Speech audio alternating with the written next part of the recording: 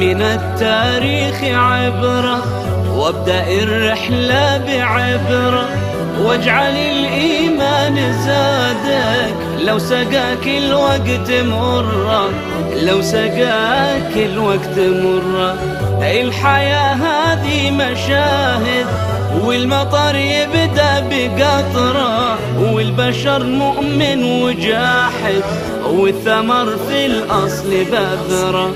الحياة هذه مشاهد، والمطر يبدأ بقطرة، والبشر مؤمن وجاحد، والثمر في الأصل بذرة. خذ من التاريخ عبرة. بسم الله الرحمن الرحيم. من منا لا يعرف فضل كفالة اليتيم؟ أكثرنا قرأ وسمع وعلم أن النبي صلى الله عليه وآله وسلم بشر أصحابه بأنه هو وكافل اليتيم في الجنة كهاتين، وأشار بأصبعيه السبابة والوسطى.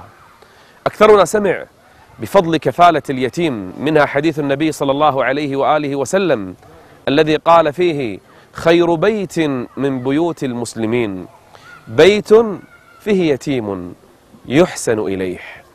من منا لا يعلم أن من أسباب لين القلب المسح على رأس اليتيم. من منا لم يقرأ قول الله عز وجل: فلا اقتحم العقبة. وما أدراك ما العقبة؟ فك رقبة أو إطعام في يوم ذي مسغبة يتيما ذا مقربة. من منا لم يقرأ وصايا القرآن باليتامى. الكثير منا يعلم هذه الأفضال، لكن اجتهاد الناس على حسب درجاتهم. في كوسوفا رجل قبل أكثر من 10 سنين قرأ هذه الآيات وتلك الأحاديث فتأثر، لكن تأثره لم يكن كغيره. هذا الرجل اسمه حجي كمال. حجي كمال عمل شيئا آخر. قال: القضية ليست أن أكفل يتيما وينتهي الأمر، أدفع للجنة مبلغا شهريا وينتهي الأمر. لا لا لا. قال: سأقضي حياتي ومشروع عمري في كفالة الأيتام. سوف أصنع مشروعا ضخما كبيرا لأكفل به الأيتام في حياتي وبعد مماتي. لا أريد يتيما ولا يتيمين، بل أريد عشرات الأيتام أن يستمروا في حياتهم معززين مكرمين بغير حاجة من أحد. سأكون لهم مثل الأب، مثل الأخ، مثل الصديق. سأكون لهم في هذه الحياة كل شيء. سأوفر لهم السكن، الملبس، المأكل، المشرب، التعليم، الدين، كل شيء سأوفره لهم. كيف؟ فكر هذا الرجل حجي كمال أن يبني ما يسمى بشبه فندق، يكون ريعه موردا لكفالة عشرات الأيتام. لكن الرجل ما يملك رأس مال. ماذا سيصنع؟ ماذا سيفعل؟ الذي عنده لا يكفي مثل هذا المشروع، لكنه أصر، وكانت عنده هذه الهمة العالية. فلننظر هل استطاع أن يصل إليها أو لم يستطع. هل كانت نيته بإذن الله صادقة وهمته عالية وعمل من أجل هذا المطلب الأعلى؟ ماذا صنع حجي كمال؟ سنعرف بإذن الله في هذه الحلقة.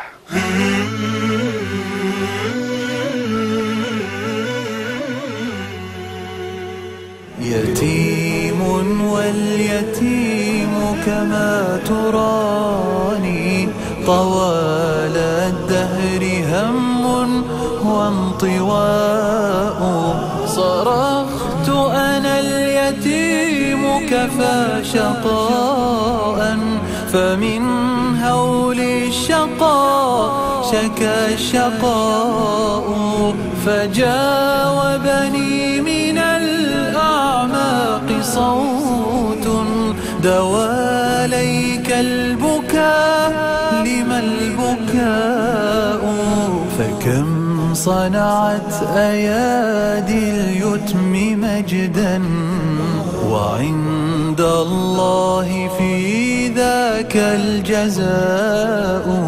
تزود بالتصبر واحتمله، فإن الصبر ظلمته ضياء.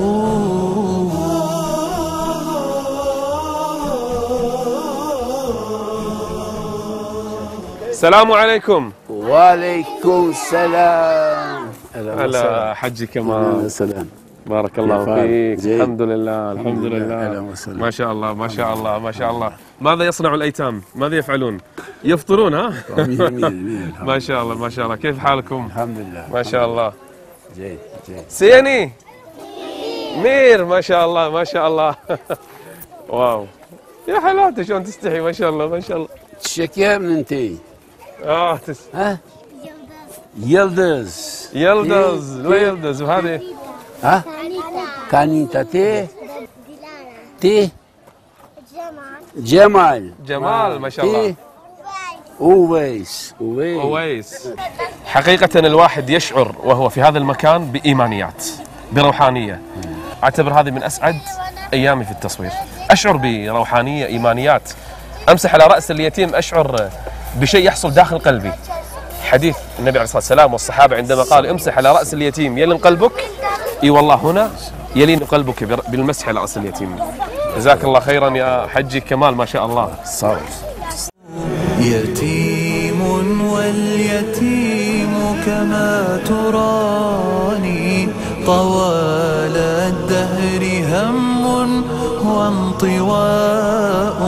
صرخت أنا اليتيم كفى شقاء، فمن هول الشقاء شكا الشقاء. هذا هو الحجي أو حجي كمال الذي ستسمعون قصته في هذه الحلقة.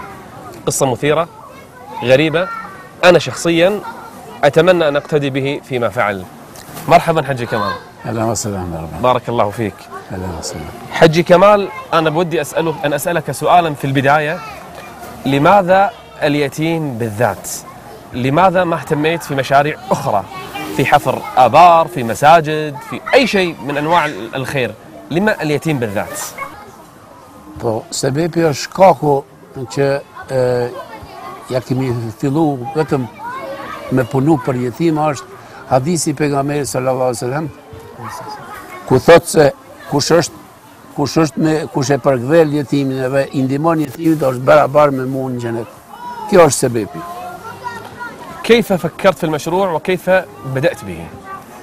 Dëshira ka qenë edhe para luftës, po pas luftës, alhamdulillah, dëshira ishte e madhe shumë se kishim shumë jetim, edhe fillum prej zeros, alhamdulillah të ardhëm te këtu.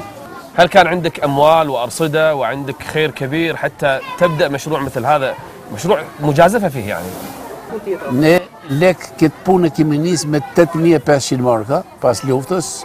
Alhamdulillah, Allahu dhe Gjeleshanu kur po dojke mu bo një vepër, sebepet po vishin, alhamdulillah, do më thonë me 8500 marka kemi fillu këtë punë.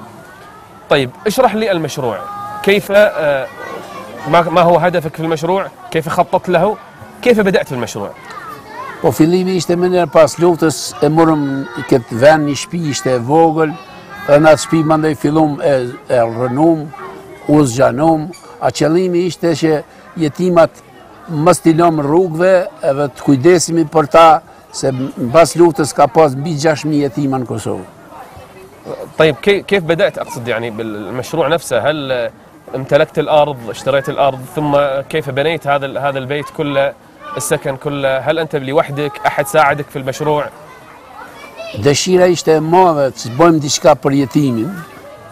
Elhamdulillah, po dojke Allahu më bon një vepër, sebepet po vishin, edhe fillum me që ceka ma përherët, 8500 marka, edhe për mi majtë fëmijët jetim në kampinge këtu, me grupe, nga një javë verës kur kanë pushime verore, njerit me qenë edhe burim për jetima.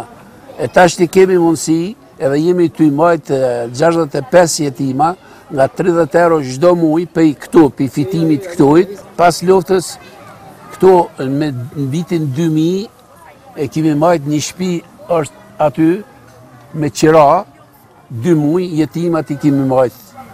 Pastaj këtu u shit ke ky veni këtu, një shtëpi e vjetër ka qenë, me 10 ari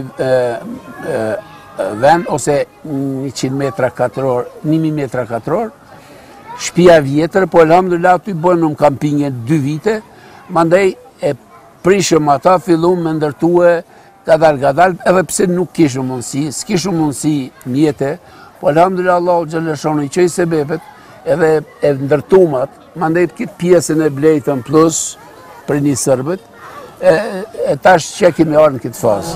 صرخت أنا اليتيم كفى شقاء فمن هول الشقاء شكى الشقاء